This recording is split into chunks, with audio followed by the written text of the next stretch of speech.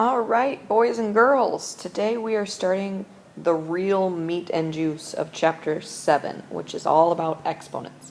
And what we're going to start working on is learning how to simplify expressions using some different properties of exponents. And we're going to start with multiplication properties. So I passed out to you before you started, or if I didn't, come find them from me, some green papers. These neon green papers are some discovery papers that are going to help you to discover these properties or rules that exist in the abilities to simplify expressions. My idea here is that I don't want you to simply memorize these rules, but I want you to truly, deeply understand the rule and why it's there so that they're even easier for you to use. So the first thing you see on this paper, actually pause it, glue it in, and then let's fill it out.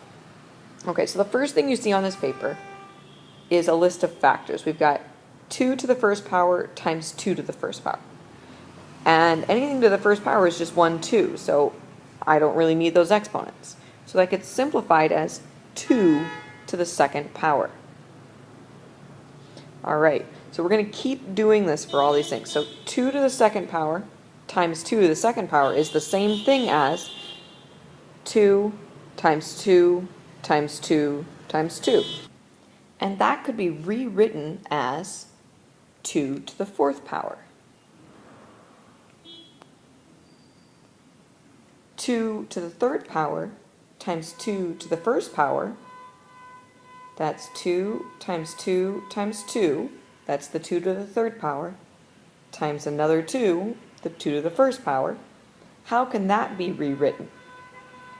If you said 2 to the fourth power, you're totally correct. Why don't you try the next 2 yourself?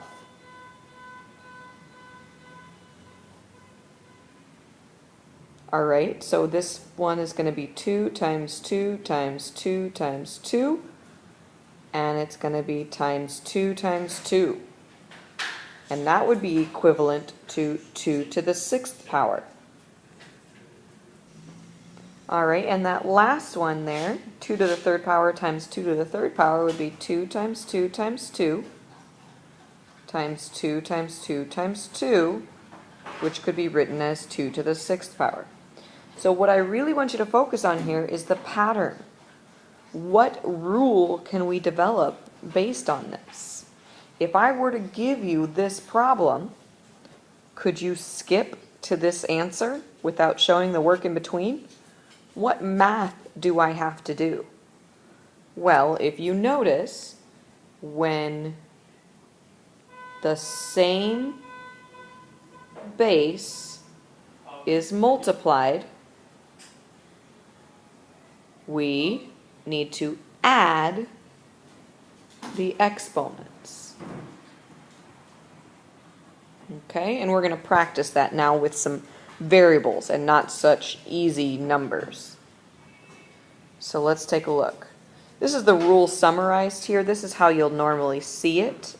A to the m times a to the p is equal to a to the m plus p. And so we can look at that in simple terms. If I have b to the third power times b to the fifth power, I add the exponents together and it simplifies to b to the eighth power. Same thing here with g to the fourth power times g to the sixth power. I add the exponents together and I simplify it to g to the 10th power. Now, you don't need to be showing this work because I know you can add in your heads. Okay. Notice what's super important though is that the base is the same thing. If I had x to the third power times y to the second power, I can't do anything with that because they're not the same base. So let's go ahead here. What do you notice about this example? Well, hopefully you say that you notice that it's all multiplication and that those parentheses don't really matter. So I can rewrite this as 6 times n, oops, I shouldn't use an x, 6 times n to the third power times 2, that times is really ugly, times 2 times n to the 7th power. So now what I'm going to use is the commutative property. And if you recall, commutative property, when it's all multiplication, I can just rearrange things. So I'm going to do 6 times 2. You know what? I need a better marker here, kiddos. That's not working so well for me. Let's try this.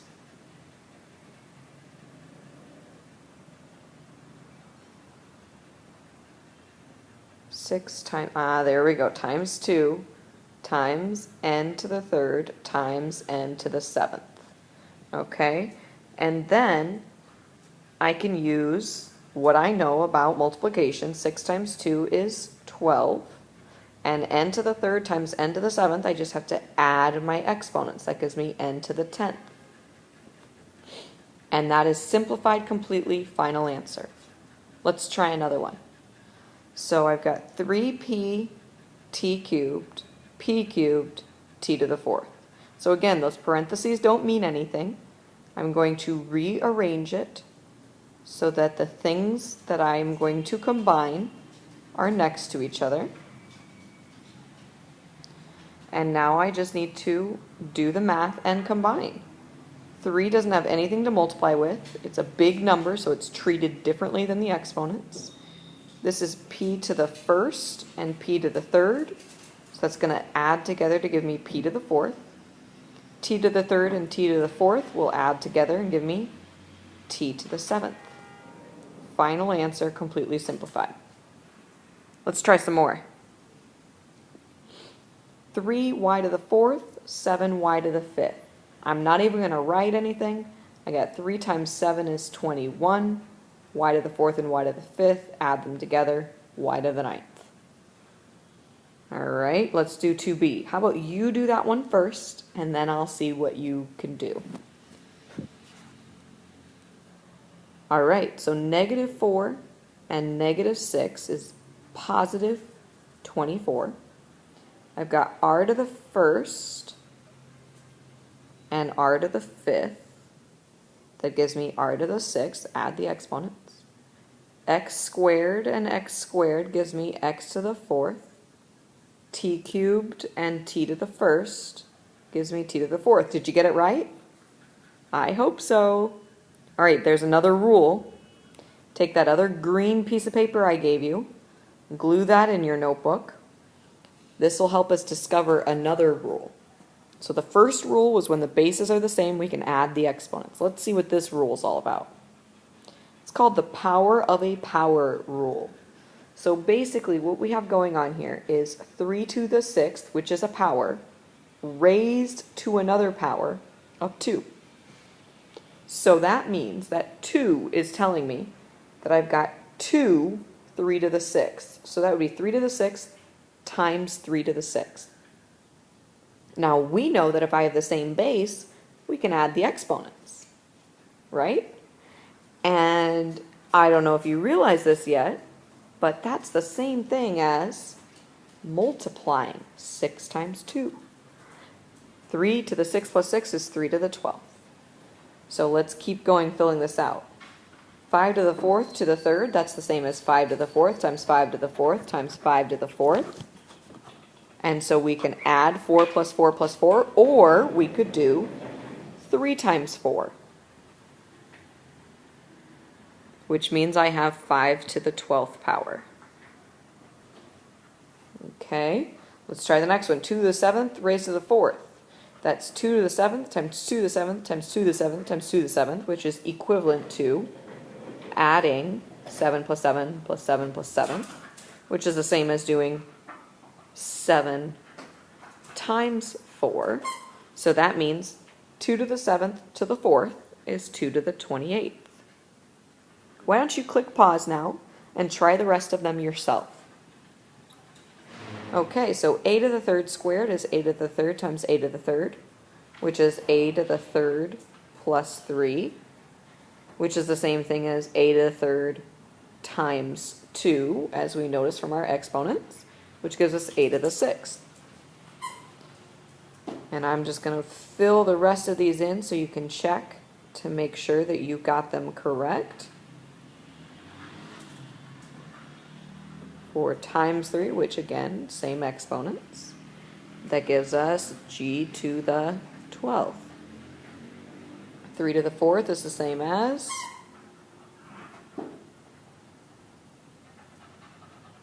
which is the same as 3 plus 3 plus 3. Oh, my pen is not writing there. Which is the same as 3 times 4, which is the same as c to the 12th. So, what is the pattern? What is the rule? In this case, when we have a power raised to another power raised to a power, we multiply exponents. So let's practice this rule and see how it works out for us. All right, here is the way that the rule is generally written. It looks like a to the m to the p is equal to a to the m times p. So if I have b to the 3rd to the 5th, that would be 3 times 5, which is 15. G to the 6th to the 7th would be 6 times 7, which is g to the 42nd. Let's do some harder ones. Okay, we got parentheses here and brackets. So remember, order of operations says that we start with a thing on the most inside. So we're going to deal with 2 squared squared. So we're going to multiply those exponents together. And I'm going to rewrite what's on the outside. And then again, I'm going to multiply those exponents together. And I have it completely simplified. 2 to the 16th, written with a power. If we actually wanted to completely simplify it, we would need to do 2 times 2 times 2, 16 times. Let's look at the next one. Starting on the inside, that's 2 to the 6th, to the 4th power. 6 times 4 is 2 to the 6 times 4 is 24, 2 to the 24th. Let's try some harder examples. Alright, so final answer then 2 to the 24th. Let's try some harder ones that have some variables in them. And this is going to start mixing together with the first rule that we learned as well. Oh, I thought we were going to do some harder ones. I must have forgotten. There's one more rule. Now this rule is pretty self-explanatory. It kind of looks like distributive property, but it's not. Don't ever think that it is, and don't ever tell me that it is distributive. I will forever call it fake distributive property. So what we've got is a and b raised to the m power, and basically what happens is that m goes with both things inside the parentheses. So it gets rewritten as a to the m, b to the m. Okay? So we're going to pull all 3 of these rules together to practice them in this example. All right, so we've got a lot of stuff going on here. The first thing I see is I've got some power to a powers. And I also see that I've got some of this fake distributive property stuff going on. So this 2 is going to go with everything inside. It's going to take 3 to the 2nd power, x to the 2nd power, and y to the 4th. That's an ugly 4, my friends. To the 2nd power. Now, that might be easier if we just simply do the multiplication, right? Because that's a power to a power. So that can be rewritten as y to the 8th. All right, let's keep going. What else do we have going on here?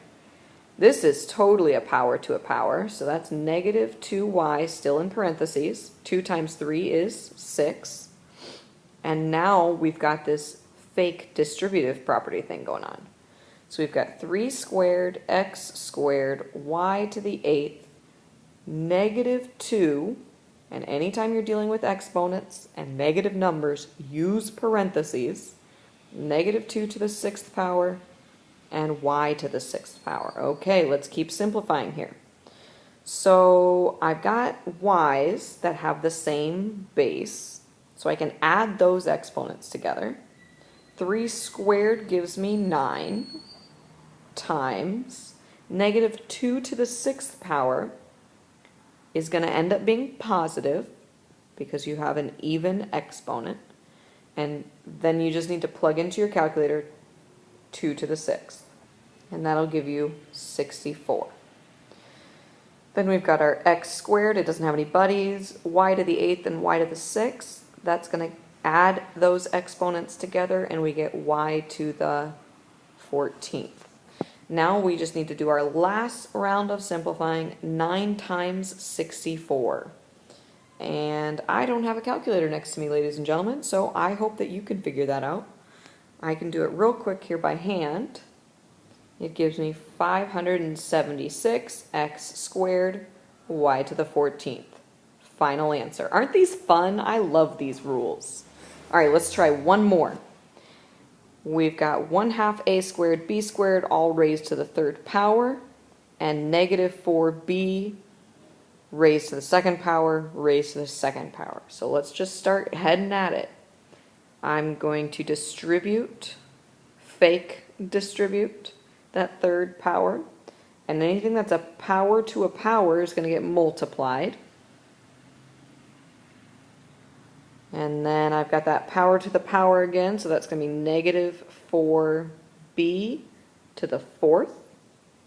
And a fake distributing going on there. That gives me 1/2 cubed a to the 6th, b to the 6th, negative 4 to the 4th, b to the 4th. And now I can start doing some simplifying. 1/2 to the 3rd. So that's going to give me 1/8. I've got a to the 6th, b to the 6th, negative 4 to the 4th is a positive number. It's going to be, oh crap, 256, and another b to the 4th. All right, last round of simplifying here. I need to do 256 times 1/8. That gives me 32. A to the 6th is all on its own. B to the 6th and B to the 4th, those get added and gives me B to the 10th. Oh, I love these. Okay, I know this was a long video, guys. Thanks for sticking with me. I'd like you to do a little bit more practice here with some homework. 7 through 15 and 17 through 18. Do your best. Give it a try.